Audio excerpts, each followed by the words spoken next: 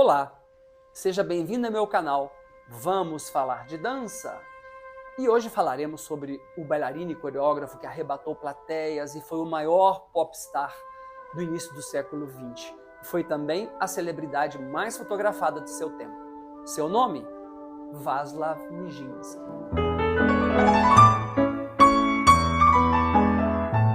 Nijinsky nasceu em 1890 em Kiev, na Ucrânia, na época pertencente ao Império Russo. Seus pais eram poloneses e também bailarinos e se casaram em maio de 1884, se estabelecendo na carreira artística numa companhia itinerante de balé. Sua mãe, Eleonora, continuou a fazer turnês e a dançar enquanto tinha 3 filhos, Stanislav, Vaslav e Bronislava, conhecida por Bronia. Os 2 mais novos receberam treinamento de seu pai, Tomás, e apareceram em produções amadoras em Odessa, na Ucrânia, em 1894, que foi o mesmo ano em que seus pais se separaram. Sendo assim, Eleonora mudou-se para São Petersburgo com seus 3 filhos, e Stanislav, o irmão mais velho, à medida que amadurecia, tornava-se cada vez mais mentalmente instável e foi internado em um asilo para loucos em 1902. Esse fantasma da depressão e da esquizofrenia sempre rondou a família Nijinsky, uma vez que sua mãe também sofria desse mal. Em 1900, Nijinsky ingressou na Escola Imperial de Balé, onde estudou com Sergei Legat e seu irmão Nikolai, que concordavam com a excepcional habilidade do jovem aluno. Em 1902, Vaslav foi avisado de que apenas a excelência de sua dança impedia a sua expulsão da escola por causa dos maus resultados nos estudos acadêmicos.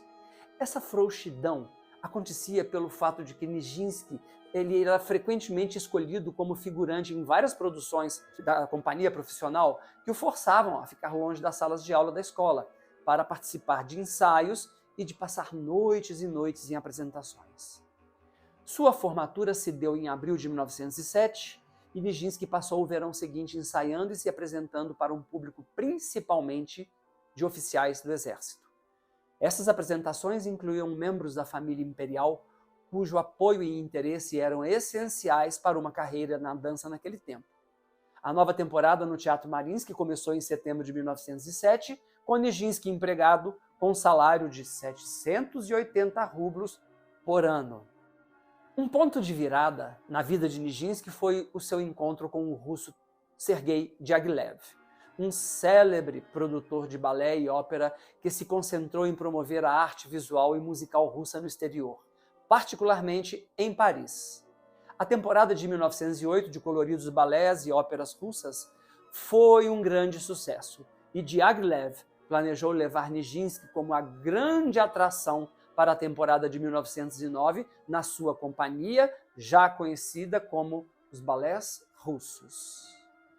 Durante o inverno de 1908-1909, Diaghilev começou a planejar a turnê de ópera e balé para Paris e reuniu uma equipe incluindo designers, pintores e compositores para criar obras que impactassem o público parisiense. Nesse mesmo período, Nijinsky e Diaghilev começaram uma relação afetiva bastante turbulenta. Como amante de Diaghilev e bailarino principal, Nijinsky fazia então parte desse grupo. Fokine foi convidado a iniciar os ensaios da remontagem de Le Pavillon d'Armide e Les Sylphides, já estreada alguns anos antes em São Petersburgo. Sem tempo suficiente para compor uma nova obra, eles decidiram pôr um conjunto de danças populares que se chamaria Le Festin, no qual Anna Pavlova, Tamara Karsavina e Vaslav Nijinsky foram escolhidos como bailarinos principais. Fokine notou a grande habilidade de Nijinsky em aprender uma dança, e isso era exatamente o que o coreógrafo queria. Diaghilev e Nijinsky viajaram para Paris antes do resto do elenco, e quando os membros da companhia ali chegaram, notaram que Diaghilev mantinha um olho particularmente proprietário em Nijinsky. A temporada parisiense foi uma sensação, definindo tendências em arte, dança, música e moda. O talento único de Nijinsky mostrou-se nas peças Le Pavillon d'Armide e no Divertissement Le Festin. Sua interpretação de Petrushka foi uma demonstração notável de sua capacidade expressiva de retratar personagens. Sua parceria com Tamara Karsavina, também do Teatro Mariinsky, foi legendária e eles foram considerados os artistas mais exemplares daquela época. Em janeiro de 1911, Nijinsky dançou o balé Gisele no Teatro Mariinsky, em São Petersburgo, com o balé imperial, na presença da czarina Maria Feodorovna. Seu traje, que havia sido desenhado por Benoit e usado em Paris antes, causou um escândalo, pois ele dançava sem os calções então comuns aos bailarinos homens, mas ele se recusou a se desculpar e foi demitido do balé imperial. Sendo assim, Nijinsky assumiu as rédeas criativas dos balés russos de Diaghilev e coreografou obras que ultrapassaram os limites e provocaram muita controvérsia e mudaram radicalmente a dança para sempre. Seu primeiro trabalho foi em 1912, chamado L'Après-midi d'un Faune, com música de Claude Debussy e cenários e figurinos de Léon Bakst, estreado no Teatro du Châtelet, em Paris, e pode-se dizer que poucos balés tiveram uma primeira noite tão sensacional quanto este. Nijinsky, de apenas 22 anos, assumiu o papel principal de um fauno amoroso perseguindo um grupo de ninfas. Ele quebrou a tradição e a produção foi descrita como uma tentativa de criar uma nova linguagem de movimento e anunciando a era moderna do balé. A dança de Nijinsky foi ao mesmo tempo extremamente graciosa e espetacular, e a curta performance, com apenas cerca de 11 minutos de dança, foi projetada para se assemelhar a cenas de pinturas de vasos gregos antigos, e ao mesmo tempo foi intensamente erótica e culminando com uma cena orgástica, com o fauno fazendo amor com um lenço que a ninfa mais desejável havia deixado cair. O balé ficou no repertório por apenas alguns anos e não foi ressuscitado até a década de 1980. Rudolf Nureyev comentou, anos depois, que o fauno de L'Après-midi d'un Faune era o seu papel favorito. Em 29 de maio de 1913, estreia A Sagração da Primavera, ou Sacre de Printemps, com música de Igor Stravinsky e cenários e figurinos de Nicolas Roerich, no Teatro dos Champs-Élysées, também em Paris. O balé retratava uma celebração pagã, na qual uma virgem era sacrificada ao deus da primavera. A música era dissonante e estranha, enquanto a coreografia de Nijinsky marcava um afastamento radical do balé clássico, com os pés dos bailarinos virados para dentro e seus braços e pernas em ângulos agudos em vez de curvas suaves e arredondadas. Assim que a cortina subiu, o público começou a reagir fortemente à performance, começando com assobios e prosseguindo com batidas de pés e uivos.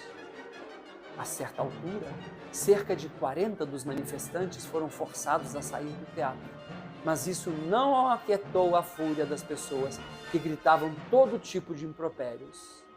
As luzes do auditório estavam totalmente acesas, mas o barulho continuou e os bailarinos dançaram com o acompanhamento dos delírios desconexos de uma multidão de homens e mulheres furiosos.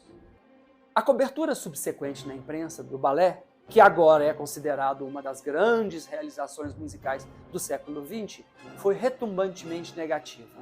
A música foi descartada como um mero ruído e a dança como uma paródia feia do balé tradicional. Entretanto, Diaghilev ficou muito satisfeito com o escândalo e a notoriedade adquirida pós-sagração.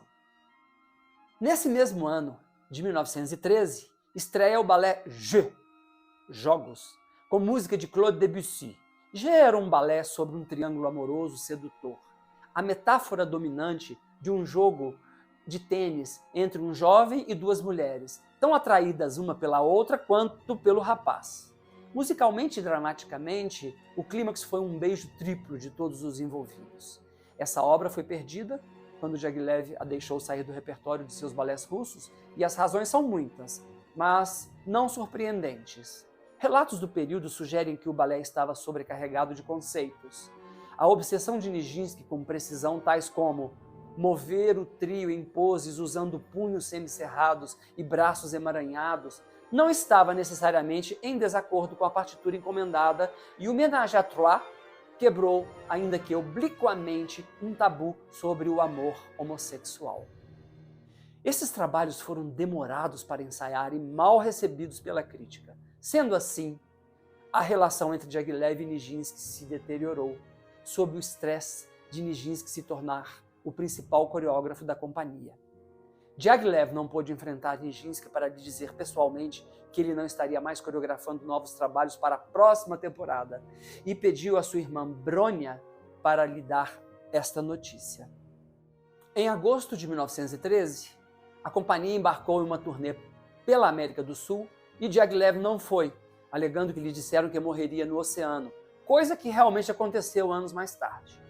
Nijinsky partiu então em uma viagem marítima de 21 dias, em estado de turbulência e sem as pessoas que foram seus conselheiros mais próximos nos últimos anos, incluindo Bronia, que havia se casado, engravidado e ficado na Europa. Nesse mesmo navio, embarcara também a socialite húngara Romola de Puszky, que em 1912 havia assistido a companhia em Budapeste e ficou tão impressionada com Nijinsky que começou a seguir os balés russos por toda a Europa. Ela assistia a todas as apresentações que podia. Seu alvo e obsessão era Nijinsky, que era difícil de se aproximar. A bordo desse navio, Romola tinha uma cabine na primeira classe, o que lhe permitia vigiar a porta de Nijinsky. Determinada a aproveitar todas as oportunidades, ela conseguiu passar cada vez mais tempo em sua companhia. Nijinsky ficou encantado pela jovem e perguntou, em francês mal falado e em mímica, se ela aceitaria se casar com ele. E ela aceitou. Quando o navio parou no Rio de Janeiro, o casal foi correndo comprar alianças. Um casamento rápido aconteceu em Buenos Aires em 10 de setembro de 1913 e o evento foi anunciado a toda a imprensa mundial. Ao retornar a Paris, Nijinsky pretendia voltar a trabalhar em novos balés, mas Diaghilev não o recebeu. Pelo contrário, ele foi visto soluçando em desespero, gritando acusações e amaldiçoando a ingratidão de Nijinsky, a traição de Romola e sua própria estupidez. Ele havia enviado um telegrama a Nijinsky informando de que ele não era mais empregado dos balés russos. Fokine foi recontratado como coreógrafo e primeiro bailarino, aceitando com a condição de que nenhum dos balés de Nijinsky fosse executado dali para frente. Leonid Massine ingressou na companhia como o novo e atraente jovem do balé A Lenda de Iosef. Os balés russos haviam perdido seu bailarino mais famoso e que atraía multidão, e Nijinsky parece não ter percebido que seu casamento resultaria em uma ruptura com a companhia de Diaghilev. Nessa ocasião, Romola estava grávida, então o casal voltou para Budapeste. Sua filha Kira nasceu em junho de 1914. Olhem a confusão. Com o início da Primeira Guerra, Nijinsky foi classificado como cidadão russo inimigo e foi confinado em prisão domiciliar em Budapeste, não podendo deixar o país. Diaghilev, sempre ele, iniciou negociações em outubro de 1914 para Nijinsky trabalhar novamente para a companhia, mas não conseguiu a libertação dele até 1916, quando então Nijinsky foi para Nova York a fim de dançar e de coreografar uma obra intitulada Till el Spiegel, com música de Richard Strauss. Os ensaios para Till não foram bem. As fracas habilidades de comunicação de Nijinsky significavam que ele não conseguia explicar aos bailarinos o que queria. Ele explodia frequentemente em fúria, os ensaios não foram concluídos e o balé teve que ser improvisado durante a sua primeira apresentação. Foram muitas as cenas de desespero e descontrole da parte do grande bailarino. Em 1917, Nijinsky, com 28 anos, já bastante perturbado, se muda com a família para St. na Suíça, onde ele tentou se recuperar do estresse da turnê. Também em 1917, Václav perdeu seu irmão mais velho, Stanislav, que morreu em um hospital em São Petersburgo. No domingo 19 de janeiro de 1919, Václav Nijinsky fez sua última aparição pública, uma performance improvisada cujo público consistia de esquiadores, hóspedes de hotéis, visitantes ricos do exterior, refugiados de guerra e alpinistas sociais variados. Václav ficou parado por um bom tempo, antes de finalmente começar a se mover. Sua dança refletia uma ampla gama de sentimentos de tristeza, raiva e alegria. Seus fortes sentimentos em relação à devastação da guerra e as pessoas que não fizeram nada para impedi-la também se refletiam em sua dança. O Diário de Nijinsky, escrito de janeiro a início de março de 1919, expressava seu grande medo de hospitalização e confinamento. Ele o encheu de desenhos de olhos enquanto se sentia sob escrutínio por sua esposa e de outros. Finalmente, Rômula conseguiu uma consulta em Zurique e ele foi diagnosticado com esquizofrenia e foi internado. Depois de alguns dias, ele foi transferido para o Bellevue Sanatorium, um estabelecimento luxuoso e humano. Em 1920, nasceu sua segunda filha, Tamara. E nos 30 anos seguintes, Nijinsky entrou e saiu de hospitais psiquiátricos e asilos. Durante 1945, após o fim da guerra, Rômula se mudou com ele para Viena. Nijinsky manteve longos períodos de silêncio e durante todos esses anos ele quase não falou nada.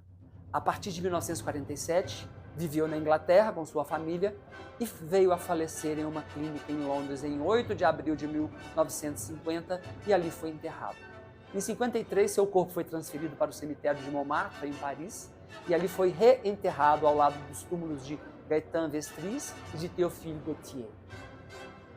O Diário de Nijinsky refletiu o declínio de sua casa no caos. Ele elevou o sentimento e a ação em sua escrita e combinou elementos de autobiografia com apelos à compaixão para com os menos afortunados.